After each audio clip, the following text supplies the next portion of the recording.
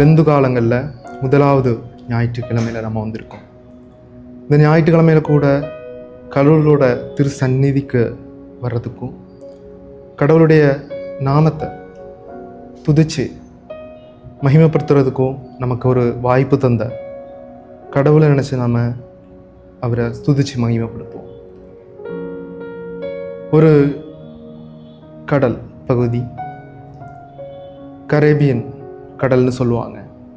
அந்த கடல் பகுதியில் சோவியத் யூனியன் கண்ட்ரியோட ஒரு சப்மெரின் 1962 காலம் கோல்டு வார் நடந்துகிட்டு இருந்த அந்த காலத்தில் கரீபியன் கடலில் சோவியத் யூனியனோட ஒரு சப்மெரின், அந்த சப்மெரின் பிரயாணப்பட்டு இருந்த நேரத்தில் திடீர்னு அந்த சப்மெரினுக்கு ஒரு மெசேஜ் வருது. அமெரிக்கா மேலே நியூக்ளியர் மிசைலை லான்ச் பண்ண சொல்லி. நியூக்ளியர் மிசைலை லான்ச் பண்ணுறதுக்கு 3 பேரோட அனுமதி வேணும். ஆனால் அந்த நேரத்தில் வேஸ்லி அகிபவ் அப்படிங்கிற ஒரு ஆஃபீஸர் மட்டும் அந்த நேரத்தில் அதுக்கு ஒப்புதல் கொடுக்க மறுக்கிறார்.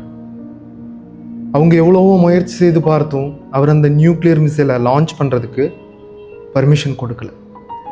அவர் செய்த அந்த ஒரு காரியம் இந்த உலகத்தில் 3ஆம் உலக மகாயுத்தம் வராமல் இருக்கிறதுக்கு ஒரு காரணமாக இருந்துச்சு. அந்த ஒரு தனி நபர் ஒரு நாடு உள்ள பாவப்பட்ட மக்கள் மேலே கொண்ட கருணை அப்படிங்கிறது 3ஆம் உலக போரை தடுத்து நிறுத்திச்சு. கொஞ்ச நேரம் கழித்து வந்த செய்தி, இது ஒரு தவறான மெசேஜ் அப்படிங்கிறது. நியூக்ளியர் மெசேஜை லான்ச் பண்ண சொல்லி எந்த மெசேஜும் சோவியத் யூனியன்லேருந்து வரல. கிறிஸ்துவில் பிரியமானவர்களே, இந்த வேளையில் கூட இன்று நம்முடைய தியானத்திற்காக கொடுத்திருக்கிற தலையங்கம் கருணையுள்ளவர்களாக இருக்க அழைப்பு. கருணையுள்ளவர்களாக இருக்க அழைப்பு.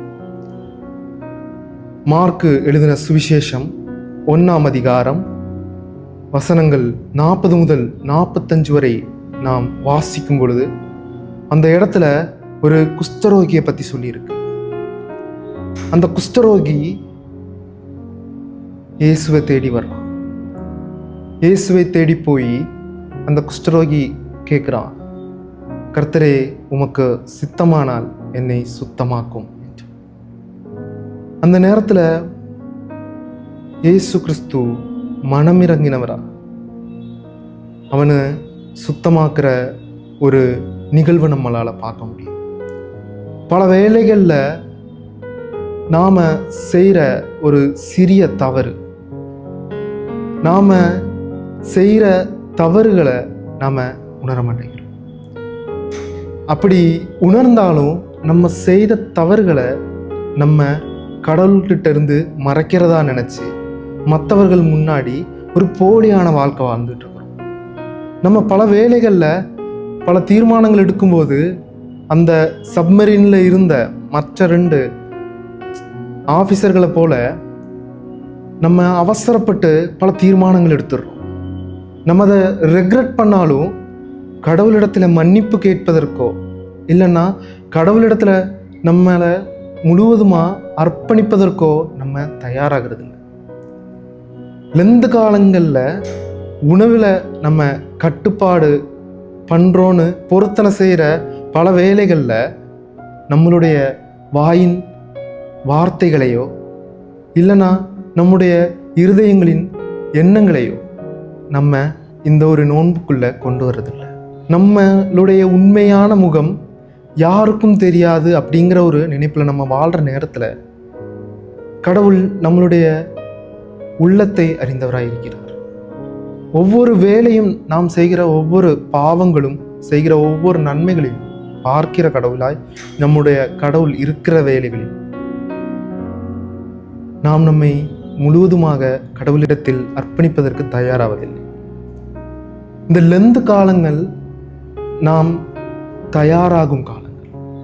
கிறிஸ்துவுக்காக அவரின் பணிகளை செய்ய, அவரில் கூடுதல் வளர்வதற்கும் விசுவாசத்தில் கூடுதல் பலப்படுவதற்கும் கடவுள் நம்மை இந்த காலங்களில் எதிர்பார்க்கிறவராயிருக்கிறார். கருணையுள்ளவர்களாக வாழ்வதற்கு அழைக்கப்பட்டிருக்கிறார். மற்றவர்களுடன் கருணை காட்டுவதற்கு முன்பு, கருணை காட்டுவதற்கு ஒரு தயாரெடுப்பு நாம் எடுக்க வேண்டும். எப்படி கிறிஸ்து வனாந்தரத்திலே 40 நாட்கள் தன்னுடைய நினைவுகளையும் தன்னுடைய எண்ணங்களையும் தன்னுடைய சரீரத்தையும் பரிசுத்தமாக பாதுகாத்தாரோ, அதே போல நம்முடைய எண்ணங்களையும் நம்முடைய ஒவ்வொரு செயல்பாடுகளையும் சுத்திகரிப்பதற்கு ஆன காலங்கள் தான் இந்த லெந்து காலங்கள். கருணையுள்ளவர்களாக வாழ்வதற்கு அழைக்கப்பட்டிருக்கிற நாம் கிறிஸ்துவைப் போல ஒரு நல்ல வாழ்வு வாழ கடவுள் நம்மை இந்த காலங்களில் அழைக்கிறார். லெந்து காலம் நமக்கு ஒரு ஆசீர்வாதமான ஒரு புதிய தொடக்கத்தின் ஒரு காலமாக இருக்க வேண்டும்.